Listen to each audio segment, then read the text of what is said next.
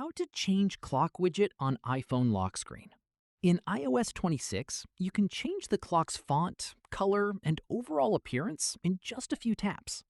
Start by waking your iPhone and pressing and holding anywhere on the lock screen. This will open the lock screen customization menu. Next, tap Customize. Now tap directly on the clock. As soon as you do, you'll see several customization options appear at the bottom of the screen. You can swipe through different font styles to change the look of the clock. If you want to personalize it even more, use the color options below to choose a new clock color. You can also use the color picker to select a custom shade that matches your wallpaper. Depending on your iOS 26 version, you may also see additional style variations that affect the appearance of the clock.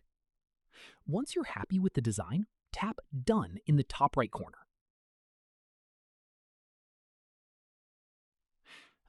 That's it. Your new clock style will instantly appear on your iPhone lock screen, giving your device a fresh and personalized look. If this tutorial helped, don't forget to like the video and subscribe for more iPhone and iOS 26 tips.